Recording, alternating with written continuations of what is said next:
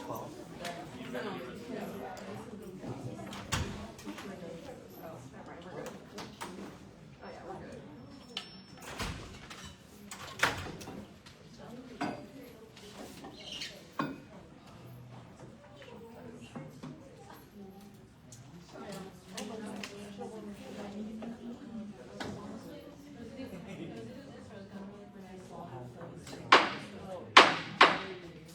The meeting will come to order at 4 p.m. We are now holding a meeting of the ASI Student Senate. Before we begin with roll call, I will begin with the land acknowledgement.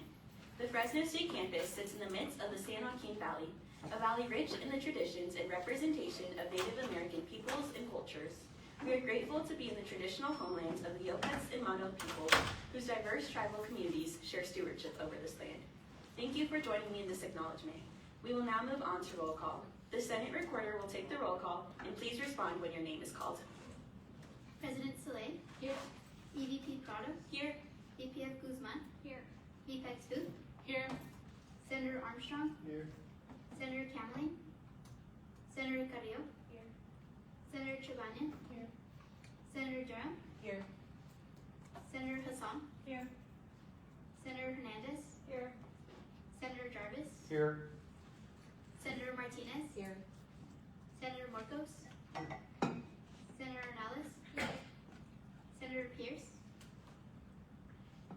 Senator Rivera. Here. Senator Seavey. Here. Senator Singh. And Senator Vinh. Here.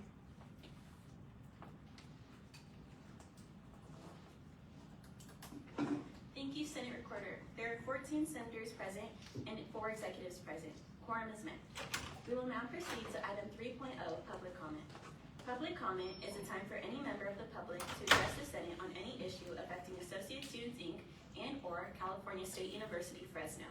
You can either address your concern live during the meeting at the allotted time, or you can send your comment ahead of time via email to asi-vice-president@mail.fresnostate.edu. We will now open the floor to public comment. Each speaker will have 3 minutes to speak. If there is any public comment, please approach the podium. Seeing and hearing none, we will now be moving on to action item 4.0, approval of the agenda. Is there a motion on the floor? Senator Hassan? I motion to approve the agenda. Is there a second? Senator Martinez? I second. Is there any competing motions? Any discussion or debate? All those in favor say aye. Aye. All those opposed, same sign. Any abstentions? The motion to approve the agenda from April 8th, 2026 passes. We will now be moving on to the approval of the minutes from March 18th. Is there a motion on the floor? Senator Jarvis? So moved. Is there a second? Senator Martinez? I second. Okay, any competing motions? Any discussion or debate? All those in favor to approve the minutes say aye. Aye. All those opposed, same sign. Any abstentions? The motion to approve the minutes passes. We'll now be moving on to campus resource reports. Each speaker presenting a campus resource report will have 10 minutes to address the Student Senate. Are there any campus resource reports? Seeing and hearing none, we'll move forward to item 6.2, campus administration reports. Each speaker presenting a campus administration report will have 3 minutes to address the Student Senate. Are there any campus administration reports? Seeing and hearing none, we'll now be moving on to discussion item 7.1, academic senate overview. Dr. Raymond Hall will provide an overview of the academic senate, including its role in shared governance, key responsibilities, and areas for collaboration with the Student Senate. He will also highlight how the academic senate influences curriculum, grading policies, course access, and graduation requirements. Senators will have the opportunity to ask questions and engage in dialogue following the presentation. The Student Senate has allocated 15 minutes for this item, and the floor is yours. You guys are very efficient. You get through the agenda items there. A little bit different than the way we operate over in the library when we meet. How often do you guys meet? Bi-weekly, on Wednesdays at 4. That's roughly us too. Okay, very nice. Well, I am Raymond Hall. I'm a professor over in the Department of Physics. I've been on campus since 1999. And I guess over the last 15 years, I've been playing a larger and larger role in our faculty governance. I served as a senator for a number of years. I somehow got shanghaied into being the vice chair for a couple of years, which is all the work, you know, all the minute taking and stuff. And then suddenly I had the trust of my colleagues, and this is my third 2-year term as chair of the Senate. What can I say about the Senate? it's almost like I'd rather just ask you what you know about the Senate, but I would just say that we operate on a principle of faculty governance on this campus. And so you may know that all items about curriculum, programs, the courses you have to complete for GE, the courses you have to complete for your program, all of those have some fairly rigorous rules that we've set into policy. All the policy, by the way, maybe I could get, oh, she has it up. There's the senators. It turns out to be roughly one for every department on campus. Some of the larger departments like criminology and psychology can have 2 on their representation. Roughly there's about 60 of us, including a couple of ex officio voting members, which 2 are sitting on the panel here. Daniel, presence a lot, very nice to see you guys. And we also have 1 staff member who also gets voting. There's a number of ex officios that do attend regularly, including the provost and often the president of the university. And often the deans and their associate deans will attend, and they're often quite helpful in our dialogue. Also, very importantly, we have a dean of undergraduate studies. You might know her name's Bernadette Muscat, and she's often in attendance as well. She has a real beat on student needs and things like that. So maybe if we could scroll down, I'd just like to give you some access to these resources. If you're curious about the Senate, you can of course always attend. You also have 2 representatives that can report out to you. Yeah, you can see our schedule up there. Is there, I think at the top banner, there might be our subcommittees. That might be a helpful thing to look at. So let's see. Yeah, I'm not used to seeing it on the pad. I'm used to it. Very nice. So we have an executive committee, and do you guys have an executive committee besides? Very nice. And so they meet probably on the off weeks, and that's what we do too. We kind of, make sure that the policy is ready to go and present things to the Senate. Of course, any senator can propose revisions to any policy at any time, but it does require at least a 50% vote of the senators to agree to put it on the agenda. So there's 2 ways to get stuff on the agenda. One is a senator can bring it, and as long as they can convince at least 50% of us to do it, it's on the agenda for further consideration. Or typically they bubble up through our standing committees. And that's kind of what's important here. So we have something called Academic Policy and Planning Committee. There are overarching one that just kind of oversees all policy, but we have a couple of carve-outs. One is personnel. Now, one thing that's really important to student success and the university being a successful university is ensuring that our faculty have the credentials that they need to have. So part of the personnel committee is designing policy on how we do hiring and what that looks like. And it's very faculty-driven, very discipline-driven, but there are a number of things that are really important about that. We also decide what are the criteria by which a person is awarded tenure or promotion. So it's a pretty big deal.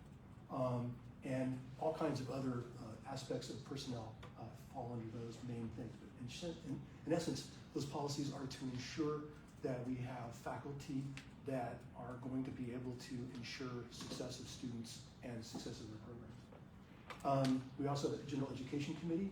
I don't know if you guys enjoying your general education classes. There's a bunch of those. A lot of people transfer in with a lot of them taken care of, but that's something that this body and this campus takes very seriously. And unfortunately, that's where we see sometimes the state legislation kind of impinges on us making the best decisions. And so we've had a number of things happen where, for instance, the state decided that everybody should have to take a ethnic studies class. Turns out we already had something in place. We called it MI, multi-international, but if you look, the overlap was almost 90%, and we were covering that material and being responsible in that regard. But the state said, nope, you got to do it our way, and they forced it on the entire CSU system, and there's nothing we can do except to adopt it into our curriculum.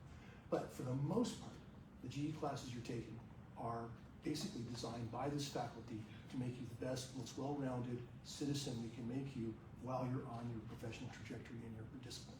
So that's kind of the idea there.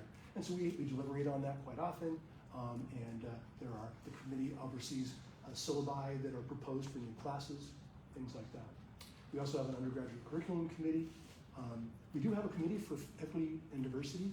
They have not been as active as I would like them to be, and under the current climate, they're currently putting their heads together and deciding on what should they do next. So they're kind of revising their charge, but clearly we can't give up on that, even though the current climate is a little bit hostile to these ideas. And then a student affairs committee, obviously that works with VP Fang, Fang Yang, and works with him on those ideas. And the undergraduate curriculum committee, that's a really important one. Say somebody wants to propose a new discipline. Maybe it's important that we have new disciplines come on. Matter of fact, we just have one right now that's being under consideration, biomedical engineering. Some kind of interdisciplinary new degree that might be offered. And we just have to see if we can afford to do it. That's always kind of an issue, but it looks like it might come in and you might have another opportunity for a different degree to be offered.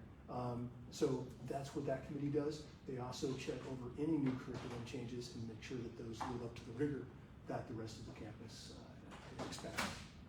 I would say one more thing too. If you could go to our faculty document, I think Academic Senate documents, the main page there. My final statement would be just this. We realize, let's see, that's resources. That's not quite what I was hoping for.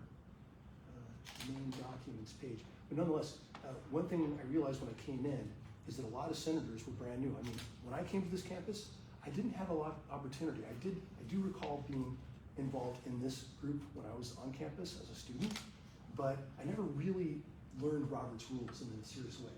And so I noticed that a lot of my colleagues that come into the Senate are that way. So we designed this, what it says there, that link says Guide to Fresno State Academic Senate. It's only 4 pages, it's bulleted. If you want to learn more about what we do, and I haven't covered it here, I highly recommend taking a look at this document. Kind of really, it's an onboarding for my own faculty, but it also, I think, gives an overview of what we do. It also has a link to our academic policy manual. And this is a rather extensive webpage of, I think, probably more than 60 documents that comprise our APM, our academic policy manual. And I just want to let you know, everything in that policy manual came through our Senate. And it has to be approved by our president and provost. But that is basically faculty governance. Everything in here. The construction of the academic experience comes from the Senate and the faculty body and the representatives thereof. And I think that's kind of all. Oh, there's 2 things. Maybe you guys have similar, right? So we make policy, but the only other thing we can do is we can also have resolutions. And you guys pass resolutions, I know you do, right? And so, as you know, a resolution carries no weight in terms of forcing the issue, but it makes our voice loud and clear. And so on our webpage, if you go back one link, let's see here, and maybe one more, sorry. So that's, by the way, if you want to know what we're talking about, the agenda is always posted. The documents that we're going to be discussing, the policies that are open, sometimes they do impact students. And, let your representatives know if you see something that concerns you. It's an awful lot to read and digest, but we're here to help. But there was also something under there, resolutions. And that's under the faculty, Academic Senate documents. There should be something called resolutions. That box up there, actually. So right there, faculty, Academic Senate documents. Oh, that's all it gives you? Well, anyway, there is absolutely a page. I thought I could navigate myself. That shows the resolutions that we pass, and you can kind of get a sense of what rises to the attention of the faculty in the Senate that is important enough that we feel like we have to debate it and have a resolution on it. So I'll leave it to you to take a look at those and get a sense of the Senate. Oh, there it is. They found it. Okay. So as you can see, here's one on AI initiatives. We were a little bit uncomfortable with the Chancellor's office kind of forcing ChatGPT down our throat a couple of years ago. So we were upset about that and we wanted to make a stand on that and say faculty are the ones that are going to decide how that's used. We also, since the Sonoma State was in dire needs, I don't know if you know, but a lot of the programs got cut and we didn't think that the Chancellor's office was doing due diligence on that. And here's the one about Cal Getty resolution. That's the one I was just telling you about, state meddling in our GE. So you can see the things we kind of think about are important there. Going down the list, back, I don't know, goes back quite a few years, but I think about 3 or 4 resolutions per year is what we do. So it's not like our main order of business. That's what we're up. So with that, is there anything I can answer for you about that? Thank you for sharing. Senator Jarvis. First of all, I want to say thank you for that presentation, and I want to agree with you on the part of the state pushing down these mandates on us. One of the common things I hear, not only in the UC and the CSU and the CCCs, is that the state legislature needs to stop legislating us. And part of that, on why they're doing it, is because we don't get together in these spaces, right? We need to get together more often. And on a local level, I served as a student trustee at my community college last year, and I would often show up at faculty senate because I need their buy-in on stuff. And when I pass resolutions, it would often be joint resolutions that I would get endorsed by the faculty senate, and the unions, because I know that on the own, the student body, when it's facing administration, might not be able to get stuff done. But if we have the buy-in of the faculty senate and the unions, that's a voice that they can't ignore. So, and part of that relationship is not only do students need faculty, faculty needs students on some things. So my two main questions are, one, I would do joint resolutions at Cabrillo, so maybe that's something we could do in the future if faculty senate is interested in doing joint resolutions together, which would be more powerful. And two is, at Cabrillo, what we would do is not only would students sit at the faculty senate would come to our meetings too and sit in the back of the room, provide context on things too. So I think that's two questions on joint resolutions and maybe having somebody from faculty senate liaison with us and sit in the back of the room. We should perhaps have that. I don't know why we don't. It's a good question. Just, have you ever had that? Do you know? Anybody? No? Our operations manager would be the one to ask, but that I know of, we haven't. But it would be a really unique opportunity and great to continue that collaboration. Yeah, let me think on the best way to present that and how to, probably just ask for volunteers, It could count as faculty service too. Yeah, I like it. Thank you for that proposal. Joint resolutions, yeah, I think that oftentimes we see eye to eye on. I think the strategy there, though, that is the student perspective might be different than the faculty perspective. And so joint resolution, I think what we would do is support each other's resolutions, and I think that would be maybe a better strategy. Trying to get both these groups to agree on every line item might be too much, but I think that overall, if we have similar concerns, we would endorse yours and you would endorse ours. Yeah, I like that. Anything come to mind that we need to write a resolution about? No, not right now. Yeah, just Any dig additional, one. any additional questions, Senator Martinez? So if a student or, if we have concern about a GE class that's maybe not up to par that students believe it is that through you guys as well, like student input or professor input on a GE class? That's a really good question. So, what are the right mechanisms for that? We do, if you're not happy with professors, every syllabus has to have the contact, and their kind of immediate boss is their chair. And so we just really encourage you, if you don't fear retaliation, or even if you do slightly, please report to the chair. And oftentimes it can be resolved pretty easily, and other times, a few bad apples can really spoil the bunch. We are very strong advocates for student ratings of instruction, and one thing that we've been challenged with is that we can't seem to get the response rate of the students. I think by the end of the semester, you've got fatigue, and you've been asked so many surveys over the course of the year, but if you guys could promote and help us promote that, it is the only opportunity for an anonymous critique, and we like good things too, right? Constructive criticisms are always welcome, but the only way we really know about bad actors and students being protected from any kind of retaliation is to write in those comments, right? So if you're having trouble finding professors, please don't skip that really crucial step. Maybe it won't help you in your semester, but you will prevent other students from coming to harm from some faculty that are just dropping the ball or being hostile even. 1 or 2 out of 1,000 can really ruin everybody's day. Yeah. So that'd be if I could have my own PSA. We fight hard for those student ratings. By the way, there's been these, just to have background on student ratings, they've been criticized quite a bit in journals like the Journal of Higher Ed and stuff like that. But it turns out that most of them were not constructed with any science. There's something called, what do they call it? Survey design, instrument design. And you have to get you have to be a sociologist or anthropologist or basically to know how to rate a survey that's not biased. And it turns out that if you just have some of the questions that used to be on a student rating would be something like, how do you rate this professor because of all the professors you've had? It turns out that's a terrible question to ask. It's just a popularity contest. But if you can say, did your professor give you protected time in class to fill out this survey? Did your professor have you talk to your peers in class? How often did they do that? We can actually look at best practices in instruction and design questions that have no bias. And our student ratings committee of faculty are experts. They survey the results and they look for bias. Is there any kind of hint that there's some kind of racial bias or gender bias in these results, and so far we've not detected none. So we think our new instrument is really golden, and it's different. Our campus is the only one that has this instrument that was devised by us with experts in the field, and so we're really proud of our student ratings, and just anything we can do, your body could help us promote the idea of rate every professor with that instrument and give us the feedback that we need. It helps us too. I mean, if you look at our APM, we say that student feedback is to help us improve our classes. And I've used it many times to improve my class. I think my classes get better ratings every time I do it because of taking that feedback seriously. So please, help us out.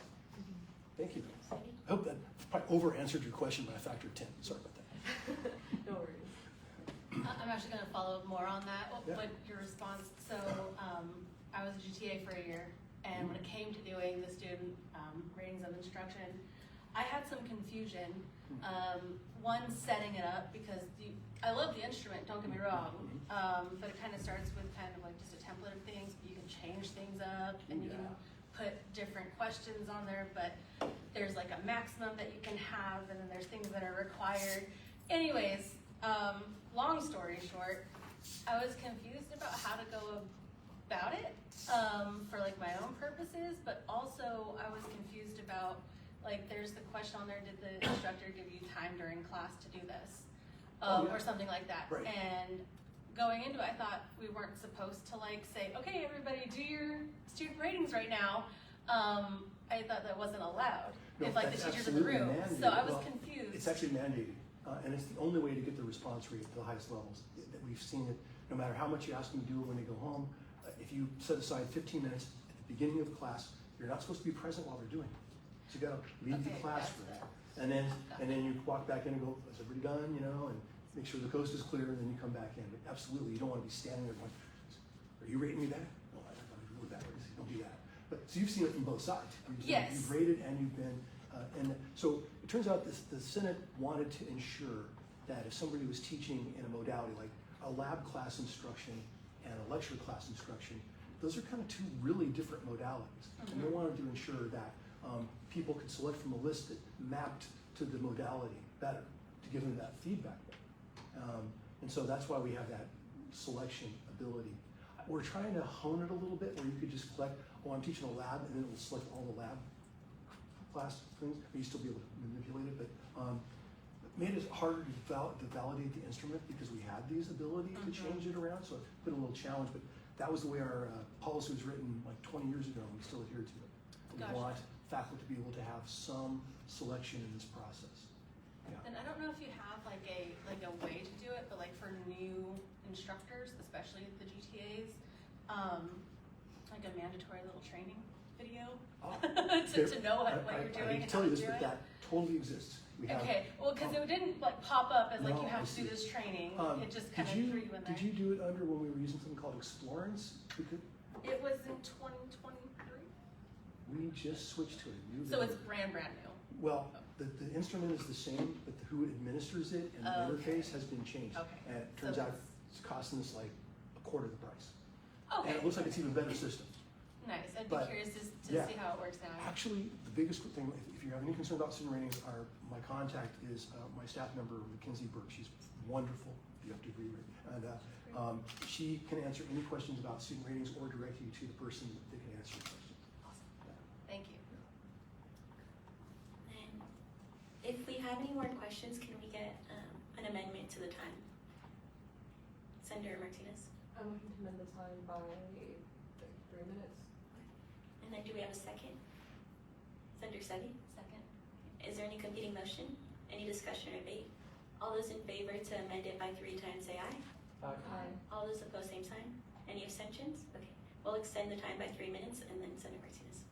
Sorry, I just have a really quick question. Another follow-up to my previous question. If it wasn't, let's say if it wasn't so much the professor, but the course itself. For example, the one I'm referring to is, I'm the senator for the Craig School of Business, and all students have to take the IS 15 course, which is for information systems. And the result of that class, I've heard from professors and students, is that class is supposed to teach us how to use Excel, which is a crucial resource that most of us have to use in our statistics classes, and we're expected to understand how to use Excel by the time we graduate. And that class, majority of students come out of that class not learning anything from it, and a lot of the professors I've spoke to have complained that they basically are teaching students all over again how to use Excel by the time they're taking their upper division stats classes, Oh dear. which is taking time away from the course, which is not So effective. students are identifying a weakness in a Yes. particular program and specifically in a particular course that's required in that program. Correct. You know, that's a challenging one, right? So clearly, I think, especially a petition of students that have taken the class being presented to the chair of the department. I don't know if you've tried that. I don't think that really would force any retaliation or anything like that. I think, especially if you keep it really focused on the content is the concern and not the way it was presented. This kind of feedback, I think most departments would want to hear. That. You can also raise it with the dean of the college, and I think that's totally legit. Especially as a representative on ASI, you could ask for some time to discuss some issues with some of the curriculum, and I'm pretty sure the dean or the associate dean would be happy to hear from you. Give you 15, 20 minute, half an hour audience to share your concerns. Yeah, please reach out. We like that kind of feedback for the most part. And if you get a negative, reaction to that kind of feedback, please do report it to like the Senate. I would like to hear from you, right? If you approach this campus with earnest ideas and concerns about curriculum that you think aren't living up to the specifications, and you guys are consumers at some level, sometimes students want to know best, and they say, "Give us all our classes online because we don't want to do that." But they have to say, "No," because we do know somewhat about teaching. But this kind of feedback is very legitimate, and you guys can tell if you've got the skill set. Like you're saying, you get into your upper classes and you can't, fit the trend line in Excel, then you're going to be in trouble. Yeah. So that is a feedback that's very demonstrable with evidence. And if you bring that to the management over there, I'm pretty sure they'll do something about it. Yeah. Thank So you. I'm counting on you to do it. Okay, I will. Okay. Thank you. Thank you. Senator Sunny. So this is kind of going back to Senator Jarvis bringing up kind of like resolutions and working with people. What came to mind was the recent decision by the Chancellor's office to give all the raises to the presidents instead of hiring more faculty to replace all the lost tenure faculty. Is that something that is discussed in the Academic Senate? So, I have to tell you that I think that it would have been in prior years. I think we've kind of given up on Millie, to be quite frank. I know that other senates, I think at least 5 or 6 of the schools did spend some time on that. We have kind of a interestingly somewhat contentious policy that's being debated on the floor, and I think that's got us distracted from thinking about larger issues.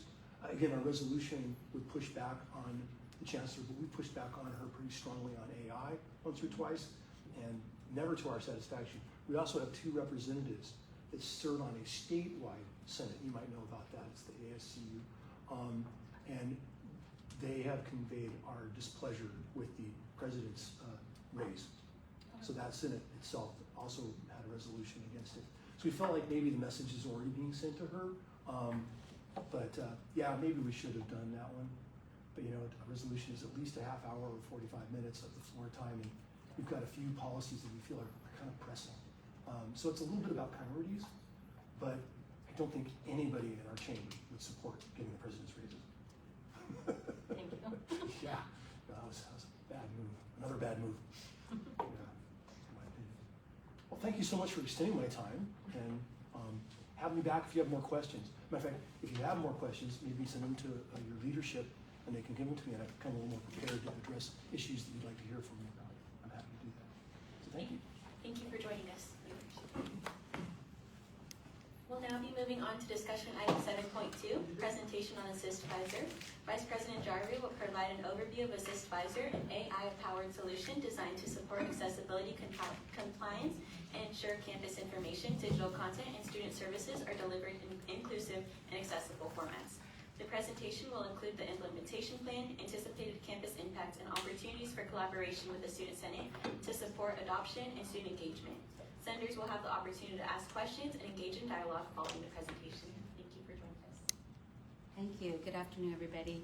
I'm Bal Jahar, the Vice President for IT here. So if I have not met you, it is a pleasure to meet you. I have a couple updates regarding how Fresno State its continuous commitment to digital accessibility.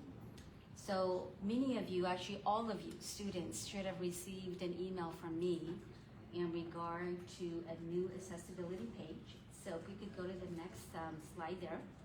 There's a clicker as well. Oh, there it is. Okay, thank you. All right. So this is in collaboration with many groups on campus. It's not just with Technology Services, it's with the SSD office and many other groups. And we launched this, if you will, central hub where students, faculty, and staff could go to one central location to essentially get information about resources, services, and guidelines in regard to accessibility. You may be wondering, why do we do this? And so I'm gonna just provide a little bit of a background on why. So in 2024, the Department of Justice created more specific and enforceable digital accessibility requirements.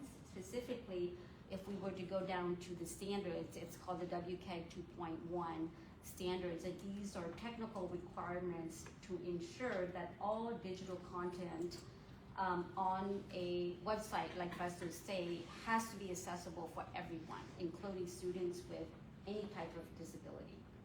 And so what that means is that it's just not the content, but we're really talking about the files also, right?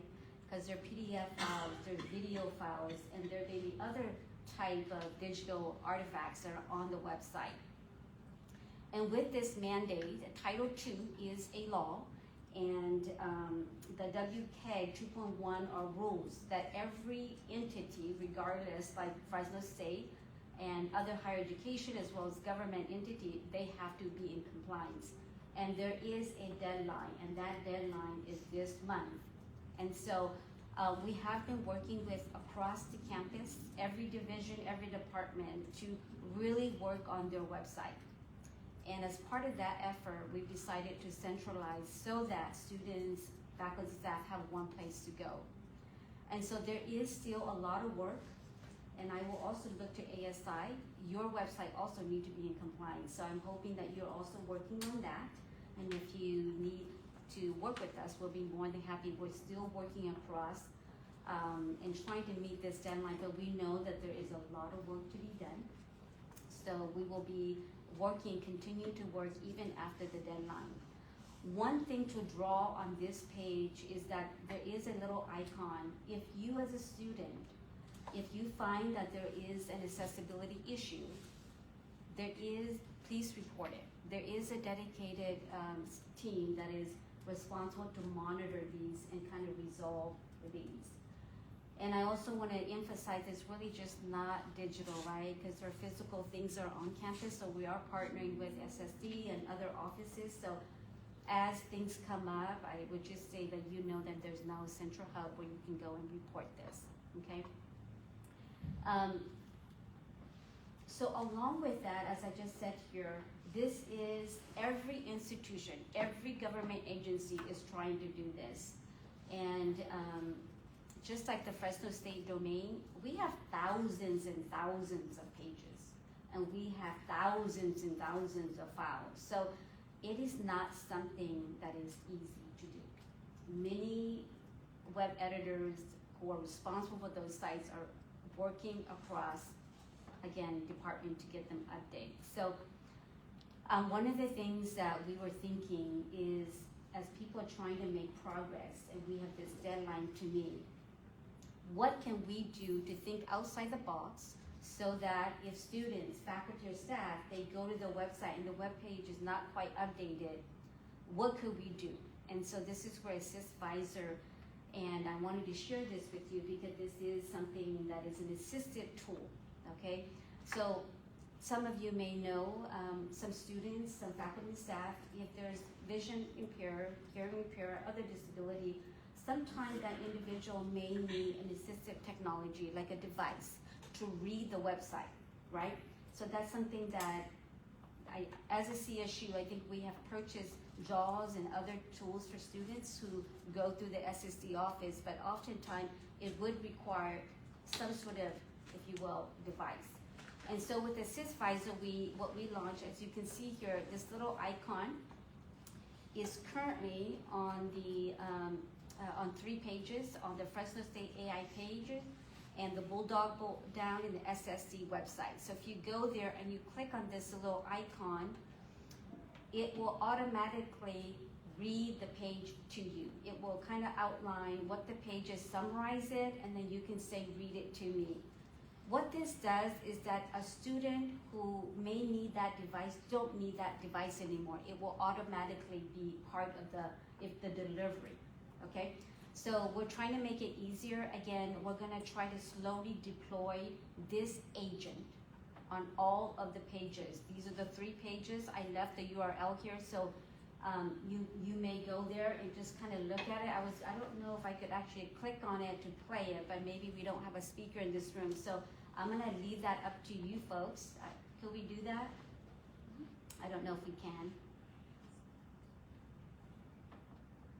Okay, so if you click on the little Genie mode, so you see how it's generating? So actually it's generating the content, because a lot of times it's not just visual impairment, right? Sometimes there is attention span, right? There's a lot of, so this actually just summarizes it, and then it reads it back to the user, okay? It also could break the page up a little bit more, and again, it's really to, again, allow the users to access the content without some sort of device, okay? Thank you, let's move on to the next thing. Before I move on, is there any question about this new website or in regard to the Title II? Because again, this impacts everyone. So your ASI website, we need to make sure that it's also accessible for all students also. And so we're trying to do that across the board. Any question on that before I move on to the last topic? Yes? Does it translate as well for different languages? Not yet, but it can. Okay. It's a new technology that we are using. It's actually an AI technology that we're building right now. And we thought that we'd do it in phases to give people the ability to try it and to give us feedback. So this, it's been launched on 3 pages. We've had faculty and staff to try it. And I think there may be a student, I'm not sure, but there's a committee that's trying it out. So it's been deployed, but we really feel that we have none, because of the deadline, we're gonna push it out. There are different modes also. We have different capabilities of what we can do, but we're gonna try to take an approach that's gonna give people time to really use it and give us feedback.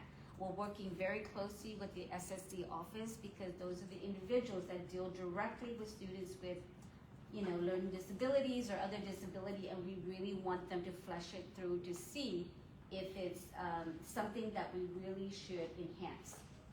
Okay, so thank you for that question. Anything else? All right, so I'm gonna hit my last topic, and this is a socializing effort, okay? So this is something that I'm introducing to you folks.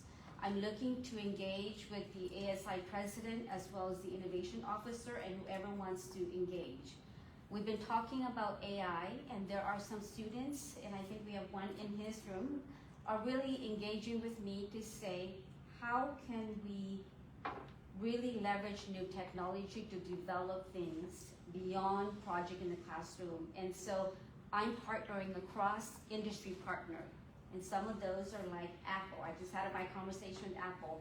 We're gonna be with AWS and so forth. And what we want to do is really to socialize with this ASI to see if it resonates with you folks. Like, we would like to really set up an institute in partnership with industry to see if we can bring certain programs to this campus to essentially equip students who want to be equipped with the skills, the tools and opportunities to become AI-ready professionals.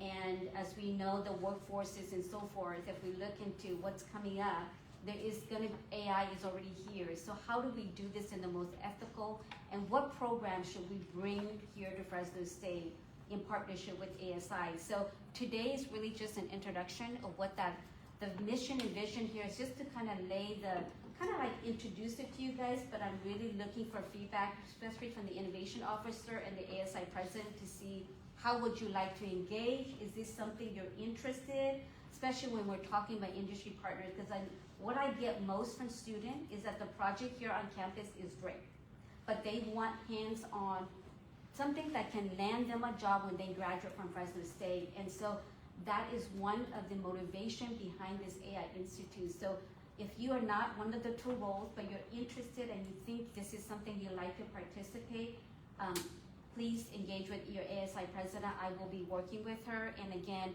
we have to be in lockstep, because there are some, we have pockets, right, where AI is still very new.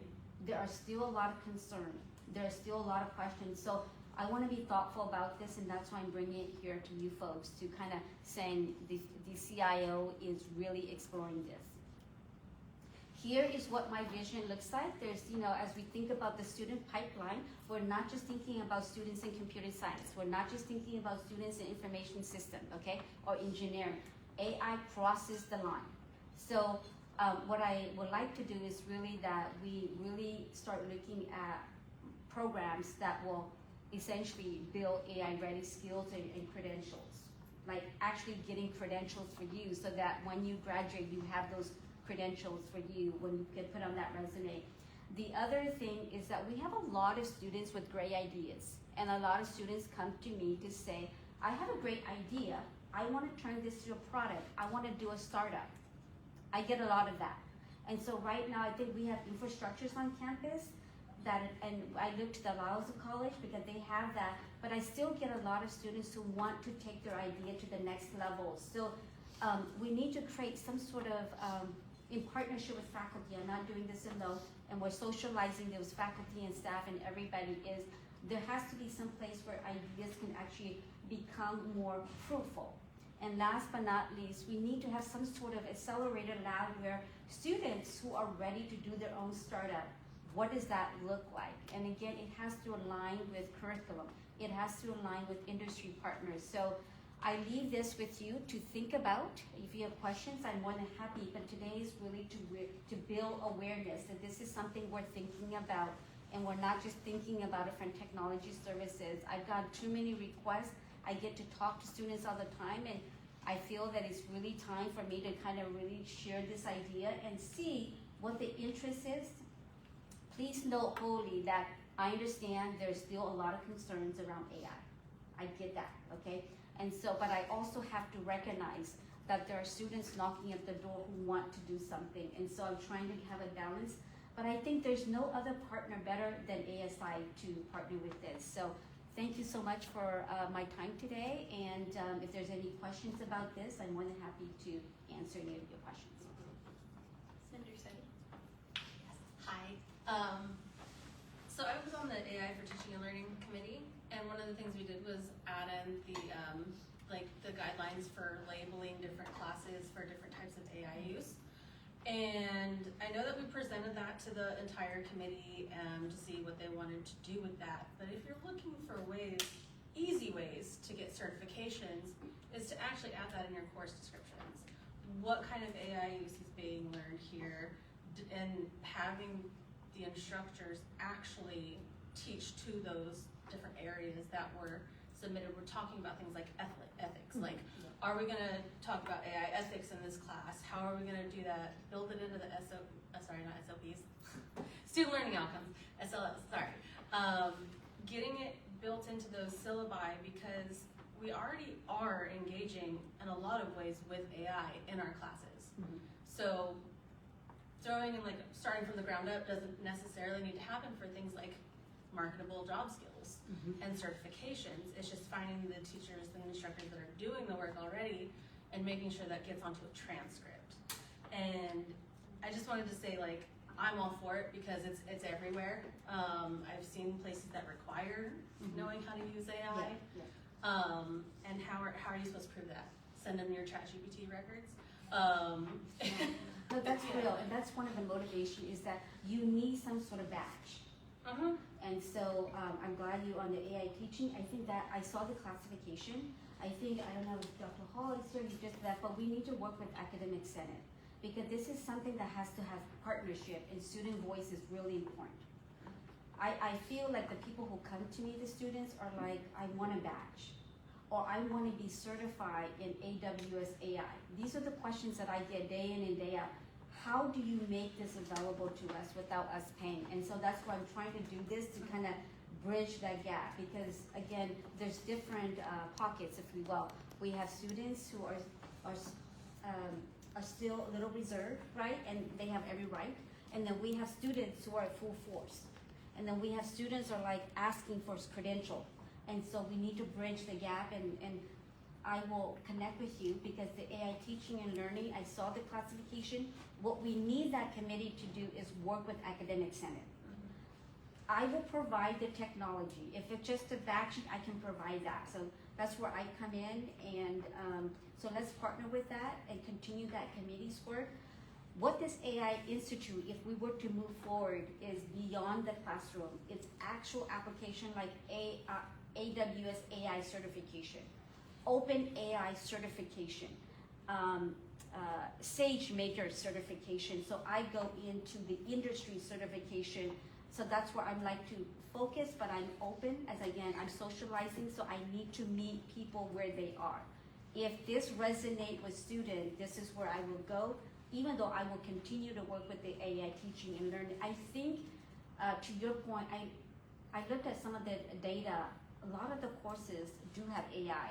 So we do need to come up with a solution, like working with the faculty, so can we actually give you a badge? It may not appear in your transcript because we're too new, but we need to be able to give you a badge that you could put in your LinkedIn or whatever it is that you need. So great idea, and I will, could you and I connect, maybe just, I'll look at the AI teaching and can we connect on that? Because that is something that's really needed today.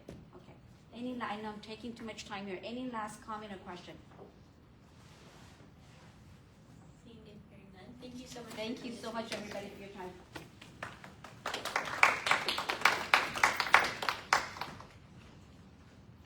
We'll now be moving on to action item 7.3, proposal for professional human service study space renovation.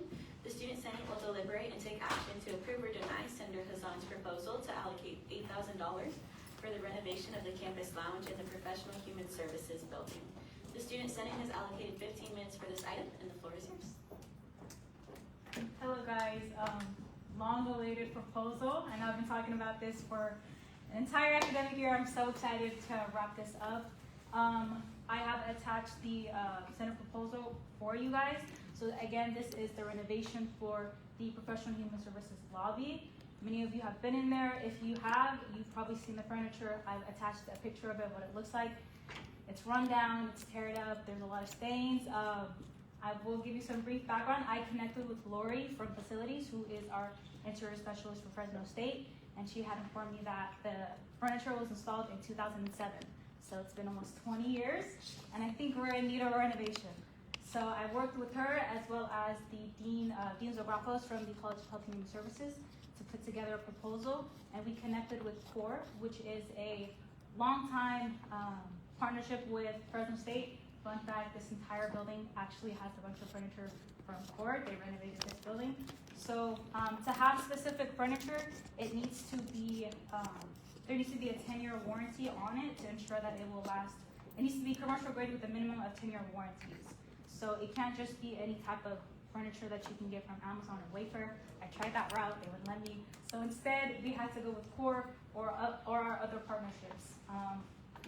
So it's gonna cost about $15,000, a little bit over that, and I've worked with the dean to get her to match half of it. So I am coming and asking for $8,000 from you guys to approve this. I've attached a cost breakdown as well as an alternate source of funding for different furniture. But again, this furniture does have to be commercial grade. It does have to be through an approved buyer, which is CORE, or other ones that I've been working with Lori. We're compiling 2 other proposals, but CORE is our primary option because it's the most cost efficient as well as the most durable. It will last us another, hopefully not 20 years. We're gonna go for like 10 maybe, But yeah, so if you have any questions, I'm more than happy to take questions. Senator Said.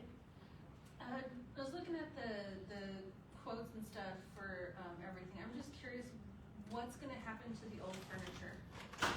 So there is a warehouse that a lot of it can get stored to. That decision is going to be in the hands of the dean as well as facilities. They kind of decide. Hopefully that answers your question. Yeah, I was just curious because normally if like they were gonna be taking away, there'd be like an extra fee for like disposal or Yeah. something like that. So. There's a lot of fees for installation, shipment, receivement. A lot of that racked up, which is why it's so expensive. It's total out to be $15,553. I'm sure that if facilities does handle it, it will be an extra cost, but I think it will go to our warehouse, which is where most of our furniture belongs. Thank you. Any other additional questions? questions?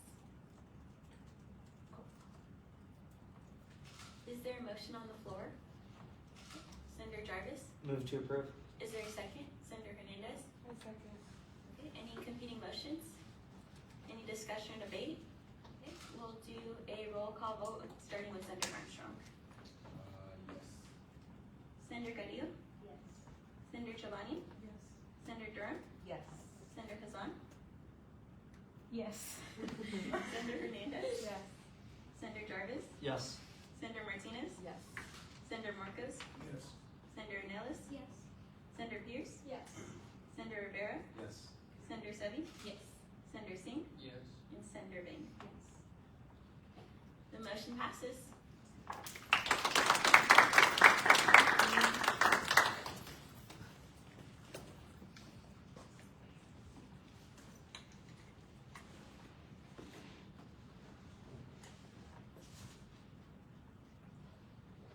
We'll now be moving on to the next action item, 7.4, extending library hours during finals. The Senate will consider allocating $5,000 to support the university library's extended operating hours, keeping the entire library open until 2 a.m. during finals week. This initiative, presented by President Saleh, aims to provide students with a safe and accessible study space open longer than the rest of campus during finals, promoting academic success and student well-being, while ensuring adequate space for all students. The Student Senate has allocated 15 minutes for this item, and the floor is yours. So this is kind of a part 2 of the fall proposal you guys approved, but this time, so me and the Dean of the Library, Dean Crum, we kind of revisited the 24/7 finals week proposal that was passed and the initiative that was done. And it was really successful. We got a lot of students, but we realized like from 2 a.m. to 5 a.m. there was a little bit amount of students. And we also realized that because it was just the south side, it was one portion because of a lot of security risks and they couldn't have staff there all 24/7 and they couldn't have operations there all 24/7. A lot of students had given us feedback that there wasn't enough seating, or it was crowded, you know. So we decided to look at having the whole library open, but the only way they're able to do that is to 2 a.m. And that aligned exactly with kind of the numbers when they started trickling. So what me and Dean Crum wanted to do is kind of explore another alternative of the 2 a.m. the whole library, so that maybe next year's Senate can then evaluate it with her in the summer when the term's over, or maybe in May, and decide which one they like. And so if it's 24/7 of that portion, it can be done, or if it's the whole library to 2 a.m., it can be done, or if it's none, then that's at the will of ASI and the library. But so that's kind of where it comes from. And so that's really the gist of it. I know I gave you guys a lot of the background information of when it was last done, just opening the library in general for finals week. But the difference here is it'll be 2 a.m., the whole library, all 3 floors. And there will be like that little 30-minute closing window they would do to kind of sweep the library. It won't be done at all. It'll just keep going to 2 a.m. and then they'll close it. And it reopens, I believe, at 7:45 a.m. And then we will still be providing snacks. And so we also got a lot of feedback from like the Atrium Spring Break Food Initiative of what students liked. We saw what students picked up. We're not allowed to have a microwave. I was trying to get like mac and cheese and ramen, but it did not work. But that's the cost. It is cheaper actually for parking and traffic ops security. But the cost is the same because we wanted to provide more snacks because we know that a lot of students were kind of leaving when that 30-minute window was happening because they weren't aware that it was going to stay open. So we think there's going to be a lot more students, so more snacks. If there's any questions, I'm more than happy to answer any. Does any senator have any questions? Is there a motion on the floor? Senator Jarvis? Move to approve. Is there a second? Senator Martinez? Second. Any competing motions? Any discussion or debate? Okay, we'll move to a roll call vote, starting with Senator Armstrong. Yes. Senator Carrillo? Yes. Senator Giovanni? Yes. Senator Durham? Yes. Senator Hazan? Yes. Yes. Senator Jarvis, Yes. Senator Martinez, Yes. Senator Marcos, Yes. Senator Ornelas, Yes. Senator Pierce, Yes. Senator Rivera, Senator Sevi, Yes. Senator Singh, Yes. and Senator Vane. Yes. Motion passes.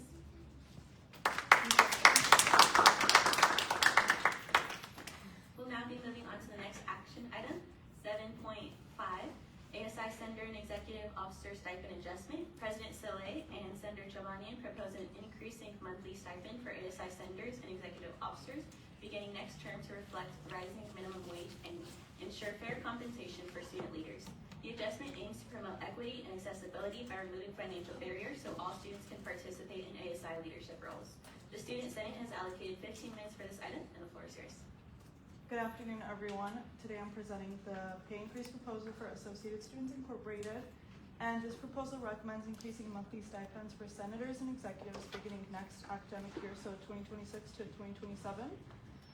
For a little bit of background, fall 2022 was the first year senator stipends were introduced at $500 per month, as we know, with a 10-hour per week expectation. And since then, California minimum wage has increased by almost 13%, which isn't reflected in our current stipends. And executive stipends have remained unchanged since June 2015, with the last adjustment in 2013, so like 13 years ago. And looking at the stipend changes, senators will increase from $500 to $680 per month, vice presidents from $1,000 to $1,360, and the president from $1,050 to $1,450. And there's a little table below. Oh, there we go. Sorry. So referring to the table for fiscal year 2026 to 2027, just to give more detail to it, there are 18 senators, each paid over 6 months, bringing the total from $54,000 to $73,440, which is an increase of $19,440. For executives, there are 3 VPs, each paid over 12 months, increasing from $36,000 to $48,960, which is a $12,960 increase. And the president, also paid over 12 months, increases from $12,600 to $17,400, which is an increase of $4,800. When combined, the total executive cost increases from $48,600 to $66,360, which is a $17,760 increase. That's a lot of numbers. Overall, across all positions, the current total stipend cost is $102,600, and the proposed total is $139,800, resulting in a total increase of $37,000 and $37,200. And for reference, the 2025 to 26 approved budget is $123,000. And for the rest of it, I'll pass it on to President Saleh. Thank you. And then, so kind of the reason this kind of came up was like over the past several years, minimum wage has increased. Like was mentioned, the stipend amount has remained static. Given the trend of the increases in minimum wage, especially in California, where cost of living is a lot higher, it is important for all students to have the opportunity to serve as senators and executive officers. So it's important for us to stay competitive. And I mean, minimum wage is like a full-time job, but for the work we do, it is fair. It is only fair to be fairly compensated. And given the time commitment and expectations associated with our roles, the fact that the last increase in the stipend amount was over 10 years ago, and following the same rationale applied to senators when it was first presented for the 10 hours, we are recommending also an increase in the executive stipend amount as the hours are double also. And to responsibly be able to fund these increases in our budget, because we still have a budget to balance at the end of the year, for next year, we're going to select non-critical budget line items such as travel, the legal fees, insurance, student training and development, and other miscellaneous expenses to be reallocated to shuffle into this. And additionally, there's also interest income, which has not been previously incorporated into the annual budget, and instead is contributed to the year-end surplus we end up having. It will not be included into this. So for the fiscal year of 26 to 27, approximately $30,000 in interest income is projected to support these adjustments. So really no student programming, no grants, and no other student-centered budget allocations will be reduced or reallocated to fund these stipend increases. And if you guys recall in the last meeting, we had a surplus allocated and the senator paid for this reason. And so there'll be like a $17,000 difference that we have to reshuffle from the other line items that don't directly impact students. And so really the goal of this, as the description of the agenda item stated, was to ensure fair compensation for student leaders. A minimum wage pay increase is necessary so that ASI remains equitable and accessible, allowing all students, regardless of financial background, the opportunity to run and serve as ASI representatives. And this is kind of something like that I've had in the back of my mind since I got in. There is a barrier. There is a financial barrier for students who can't afford to. They will not be able to serve in these roles, and so we're also limiting the amount of representatives and the pool of talent for our representatives to have. And so we just want to be as equitable as possible for all students, and so that's why that's the proposed change. Does anyone have any questions? Is there a motion on the floor? Senator Martinez? A motion to approve. Is there a second? Senator Hernandez? I second. Any competing motions? Any discussion or debate? We'll go ahead and do a roll call vote, starting with Senator Armstrong. Yes. Senator Carrillo? Yes. Senator Jovanian? Yes.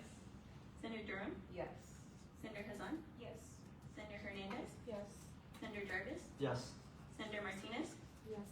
Senator Marcos? Yes. Senator Anellis? Yes. Senator Pierce? Yes. Senator Sevi? Yes. And Senator Singh? And Senator Vick. Motion passes.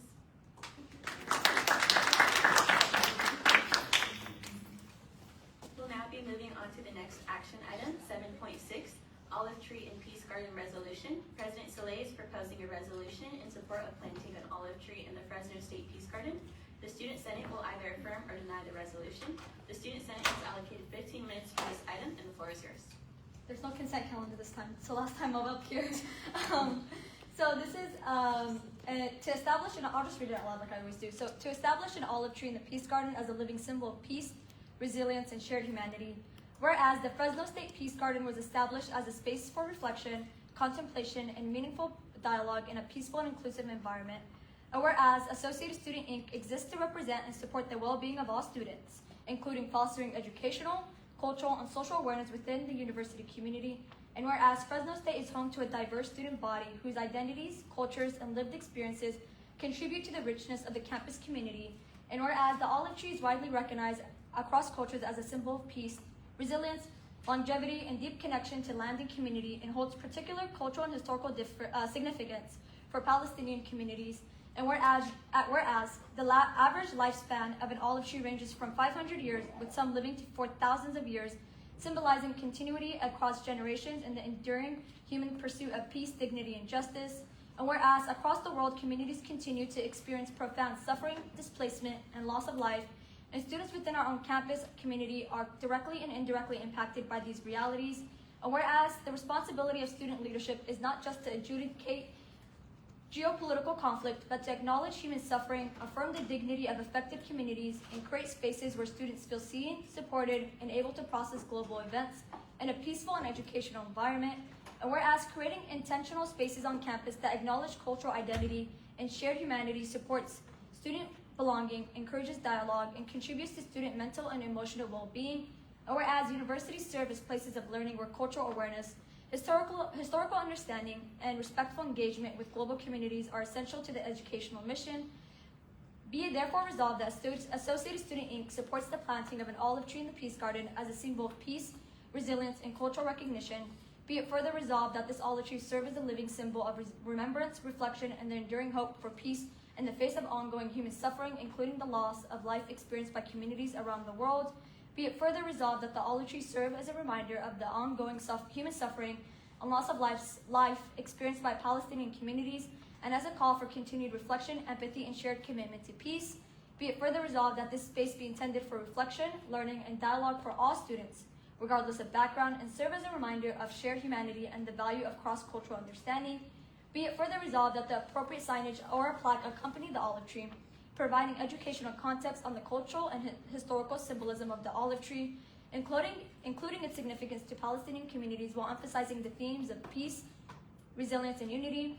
Be it recommended that the California State University, Fresno plant an olive tree in the Fresno State Peace Garden with the plaque reflecting themes of peace in recognition of Palestinian communities, and that a ceremony and unveiling be incorporated to honor and discuss the history of the olive tree and its cultural and historical significance, including its importance within Palestinian heritage. And I'll spare you guys the last one. That's just who it's going to be sent to. there any questions or comments? Senator Hassan? I just want to emphasize to the rest of the Senate how important this resolution really is. I think for like the last 2.5 years, we have tried, or there should be more efforts to make our Palestinian students feel safer on campus. And I think in line with ASI's mission statement, our goal and our purpose is to make sure that our students do feel safe and protected on campus. This resolution in support of just planting an olive tree helps kind of push that statement forward. I think like it's written in the resolution, what the representation of an olive tree really does align with the whole purpose of having a Peace Garden on campus. We know who and what the Peace Garden represents, and I think this just falls directly in line with it, and I hope that you guys can also go ahead and support it as well. But I just really want to emphasize how important this is to help our students feel safe and feel heard, and that they have a place on campus for them that looks out for them. Any additional questions or comments? Is there a motion on the floor? Senator Jarvis? So moved. Is there a second? Senator Hassan? I second. Any competing motions? Any discussion or debate? Okay, we'll do a roll call vote, starting with Senator Armstrong. Yes. Senator Carrillo? Yes. Senator Chavanian? Yes. Senator Durham? Yes. Senator Hassan? Yes. Senator Hernandez? Yes. Senator Jarvis? Yes. Senator Martinez? Yes. Senator Marcos? Yes. Senator Ornelas? Yes. Senator Pierce? Yes. Senator Sevi? Yes. Senator Singh? Yes. And Senator Bain? Yes. The motion passes.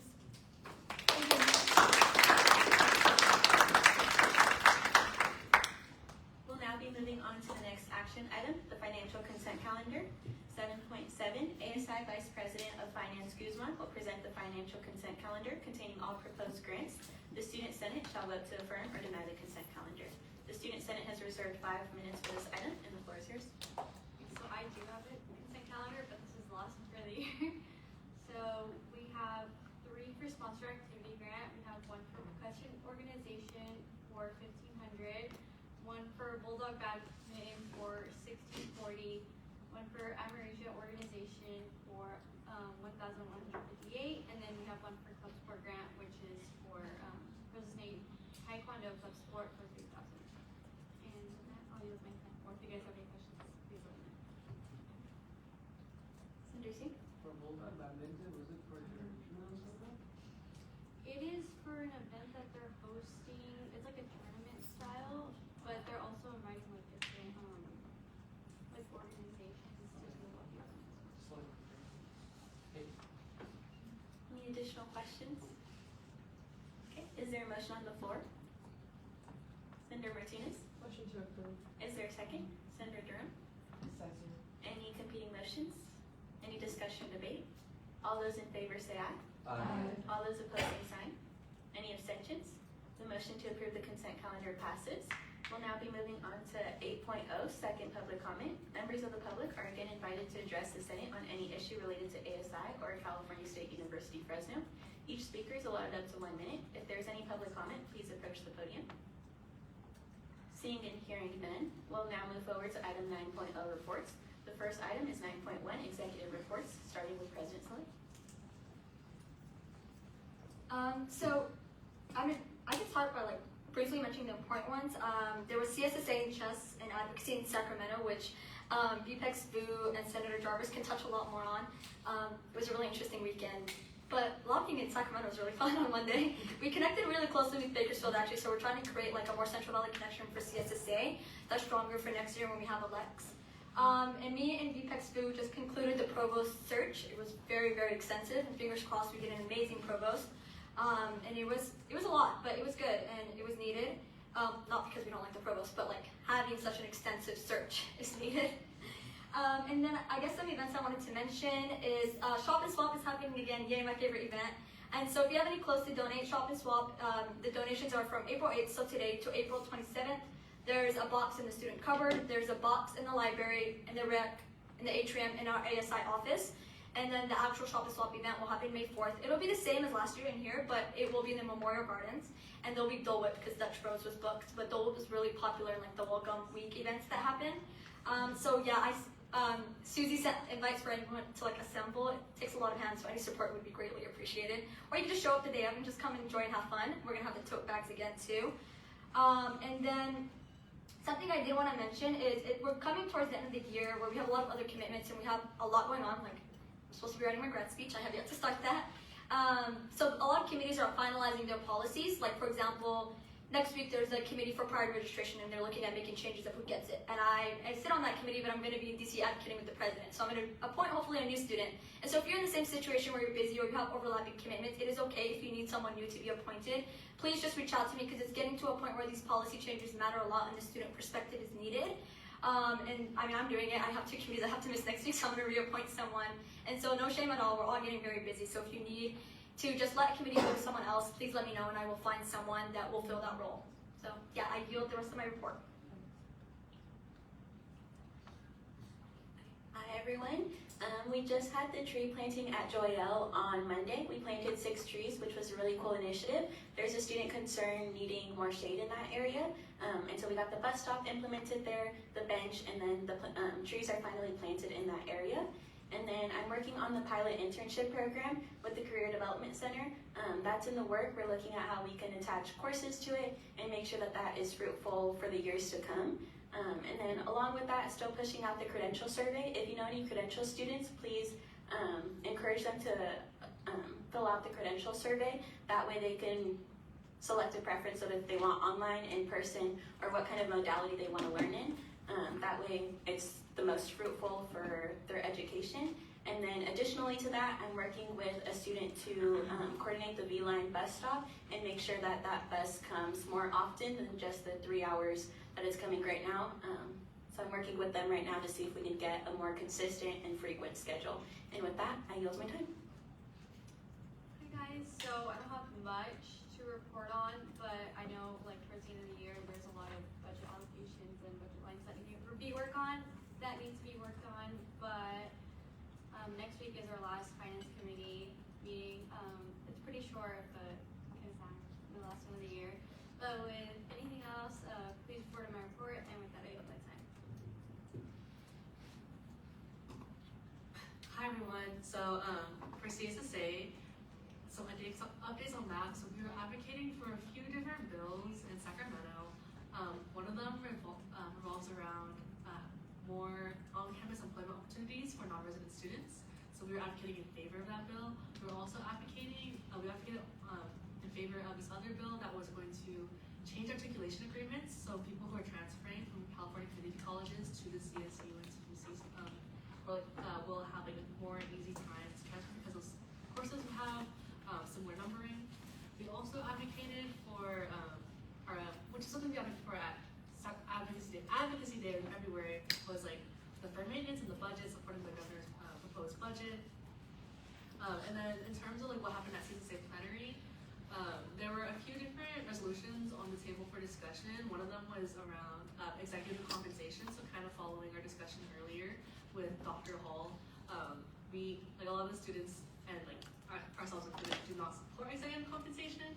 So this weekend at CSSA virtually, we're going to be we're still discussing, but I think the final CSSA will be voting on that executive pay compensation resolution. And then there's also another resolution that happened that was discussed about alternative consultation. So if you guys remember the fee increase last year, there was like a student fee forum, right? So a lot of schools kind of go around the referendum and instead have students discuss and like go to forums and like talk about that and avoid like the whole voting process. So that's another thing that's what we discussed this week at CSSA. And then other updates, the counts that we finished the provost search, and then execs and then Allison are on IRA committee, so we're meeting for those awards. And then please submit a design, tell anyone you know to submit a design for the I Voted sticker contest. We're collaborating with Dr. Bryant from the Poli-Sci department to run this contest because the California primaries are coming up in June and in November. And Fresno State is a voting center. So we want to offer specific Fresno State student designs for the voting. So yeah, please spread that. If you have any questions, please ask me and refer to my report for more details. But with that, I yield my time. We'll be moving on to Sender reports, starting with Sender Armstrong. afternoon, everybody. I don't really have too much going on besides those that I'm working on right now, like the Dean Code, like we said, but for some announcements tomorrow, shout out to some of you guys. We'll be handing out, or should be handing out, probably have the free stoves for the college of human services. That's my college, so shout out to them. But with that, I use my time. Okay. So this past week, Senator Hazan and I, and as well as Debbie, she went to help. We passed out our goodie bags for the Parents Force Easter event. That actually went very, very well. It was really nice meeting all the families and seeing all the little kids running around, so that was fun. Let's see. Oh, and then a project I'm currently working on is I'm still planning for Earth Day. Hopefully Senator Durham and I will be collaborating on that. So hopefully we'll get that figured out soon. So that's how much I have, and I think Hi everyone. I was working on the proposal with President Soleil. I'm excited for next year's ASI members. Additionally, we've been working on the legal committee. I don't have much else to report, so for anything else, we're breaking my report on that. I yield my time. Hey guys, so birthday's coming up. Kevin and I are planning on doing little goodie bags with potted plants if everything gets approved. So we're definitely gonna need help putting this together. So if you guys have extra time and you guys wanna help us, that would be amazing. And with that, I will Hi guys, shout out to you guys for the lounge. I'm really excited for that because now I get to the fun part, which is picking the color and the materials. So if you got any interior designers in here, I'm open to suggestions. But other than that, I will be with Senator Armstrong, like he said, passing out stoles tomorrow at the ASI booth from 11 to 1. So if you know anyone, passing out CHHS stoles. So if you know anyone who is a CHHS major, tell them to come up and come out. We will be passing them out for free for our students, 11 to 1. So yeah, and with that, I leave my time. Hello everyone. I've been working on a few projects. I currently have an event going on with OCSO right now for the Asian Pacific Islanders. We also collab with the Amerasia Club. They have cultural dances going on. It's from 4 to 7. If you guys want to go to that, it's right here at the RSU Plaza. That's what it's called, right? Plaza. Yeah, if you guys have time to go check that out, highly recommend it. I'm also working on the Sip and Crafts with OCSO for the South Valley campus. We're trying to bring more events out there to them. And for anything else, please refer to my report. And with that, I yield my time. I like how everybody's talking about good stuff and I get stuck with CSSA. I mean, the whole weekend was interesting attending that. I think it's disheartening to see CSSA giving away iPads, JBL speakers, and AirPods using our students' surf fees. I think it's disheartening to see them giving out awards to Chancellor's office, wanting to give awards to the Lieutenant Governor of California, and a bunch of other people when they just don't do anything that's effective for our students. And despite, that whole weekend, I think some positives come out of it was we had some really damn good ledge visits. Working with Bakersfield, I think building that Central Valley connection is really great. And I think the team building was fun too. And the other thing I want to point out was before I went to on spring break to Vegas and Phoenix, I went to a community college conference, and half the time, and I'm going to do the funny thing, about 6 or 7 students came up to me from community colleges and talked about how they're coming to Fresno State next year. They want to know how to get involved on campus, including ASI. I think it's very exciting that we have some great student leaders come down the pipeline. With that, Chair, I yield. Hi. So I have been working on planning senior send-off for the Craig School of Business, which is going to be our big sending off our seniors with a really cool event with photo booth and all that, as well as all the students who are receiving their honors cords as well. So I'll be working with the dean's office on planning that event. If you guys know of any business people, definitely come out. It's May 7th, so go support them. It's gonna be a really cool event. I'm also working on creating a storage space for the Craig School of Business clubs. I've been mentioning that a lot, so I think now we're gonna get the ball rolling on that. And then as of today, I'm gonna be trying to figure out how to provide feedback on some GE courses that I feel do not meet the level that they should. So yeah, with that, looking for a report for any questions or collaborations, and with that, yield my time. For any meetings, projects, or announcements, please look at my report, and with that, I yield my time. Hi everyone, so I also attended CSHS and it was quite an experience. That's all I have to say. For projects I've been working on, I have an event happening next week and I still don't have all of the final details, but I'm trying to get there. I also wanted to do a giveaway with pretzel steak stalls, and I wanted to see if I could get maybe the library to do a little coupon for a cap and gown giveaway as well. And so I'll be trying to see the logistics of it, and other than that, leave my time. Hey guys, I'm working on my campus impact project right now, so I have all my designs finalized and just being approved by my dean, so that could take a second. But other than that, I have all my proposal written up, just waiting for approval. Yeah, with that, I have my time. I keep changing my mind on things that I want to do. So I recently talked to the Fresno County Library to see if I can get them on campus to do a county library card drive. So I'm waiting to hear back from their community outreach person.